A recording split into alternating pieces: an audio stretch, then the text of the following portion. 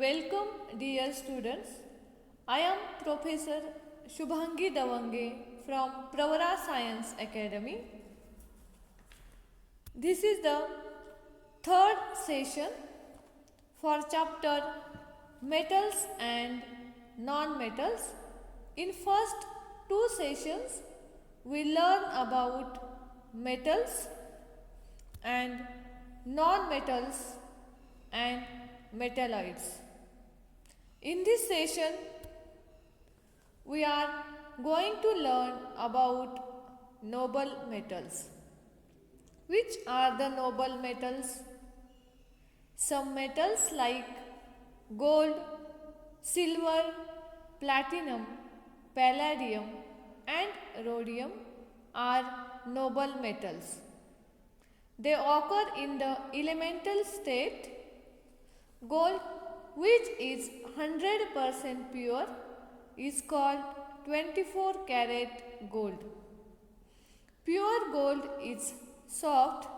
As a result, the ornaments made from pure gold bend or break down due to pressure.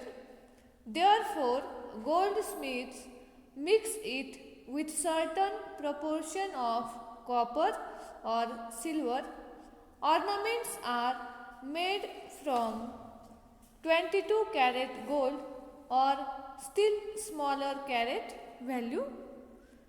So, these all are the noble metals. Now, uses of noble metals. First use is gold, silver and platinum are used to prepare ornaments. Secondly, silver used in medicines because it has antibacterial properties. Also, gold and silver used to make medals. Next property is gold and silver also used to make few electronic devices.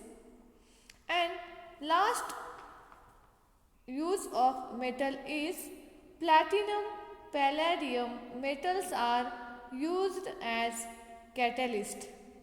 Now, what is meant by catalyst? The substance which increases the rate of reactions but cannot directly participate in that chemical reaction. So, platinum and palladium metals are used as catalyst. These all are the uses of noble metals. Now, we study about the purity of gold. We know that gold is a noble metal. In nature, it occurs in element form. 100% pure gold is 24 karat. Pure gold is soft. Hence, goldsmith add specific amount of copper or silver in pure gold to prepare ornaments. In this way, 24 karat gold is used. Now, here purity of gold is mentioned.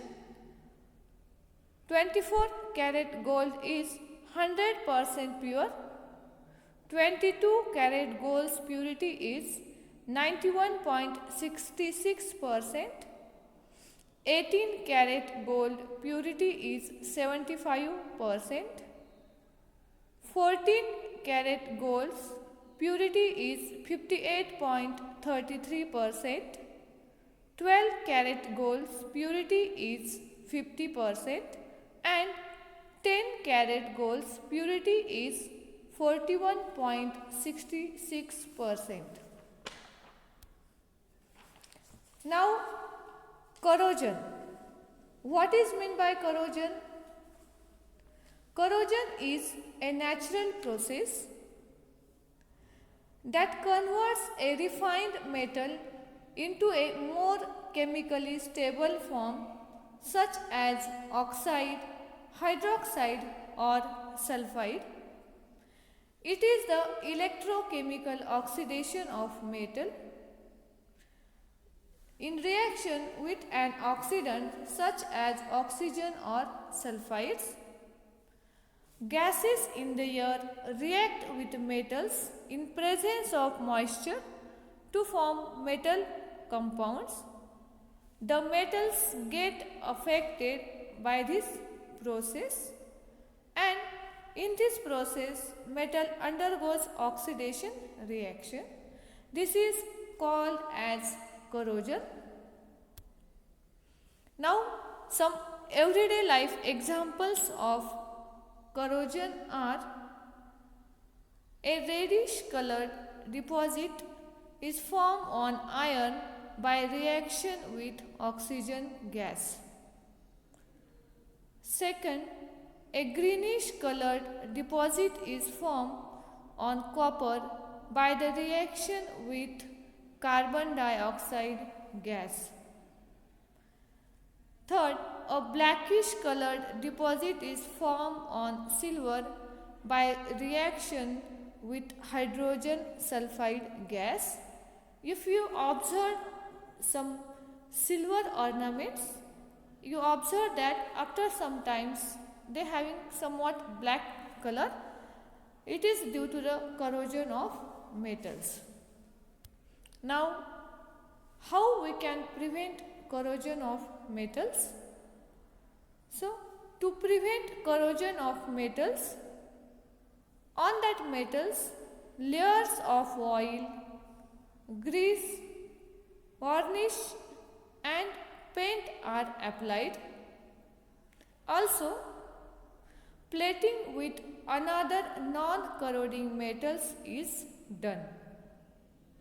If iron is arrested by zinc plating, due to these processes, the contact of metal surface with air is lost or with air is prevented, and corrosion cannot occur as the chemical reaction cannot occur. So, these processes are used to prevent the process of corrosion and to save the metals. Now, we learn about the alloy. What is meant by a alloy?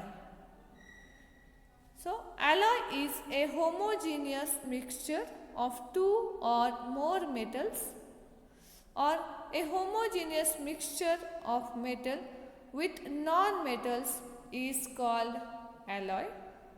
Some examples are: the stainless steel utensils used at home are made up of an alloy.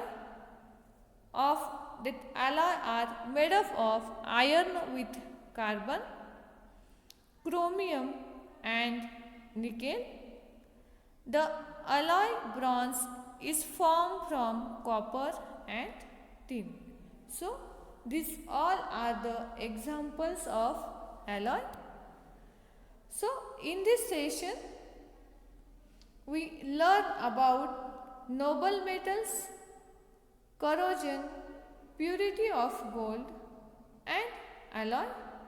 I hope you all understood this session. Thank you student for watching this video. Thank you.